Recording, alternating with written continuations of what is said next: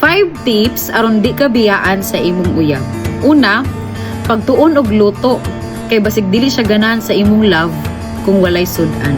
Ikaduha, ayaw pataka og pangutana og asa na ka kada 5 minutes kay basig imong uyab magtrabaho og GPS operator tungod sa imong kagubot. Ikatulo, ayaw sigig selos kay basig sa imong kasilosa mura na kag FBI. Unya imuhang uyab murag most wanted, walay peace of mind.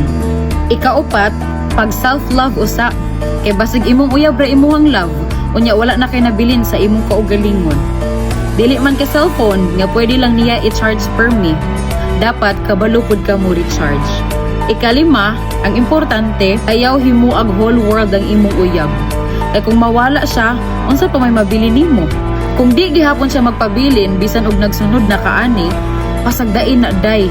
Ayaw pungsa ang taong way gana tungod kay di na siya panuhot nga madala pa og hilot. Okay, bye.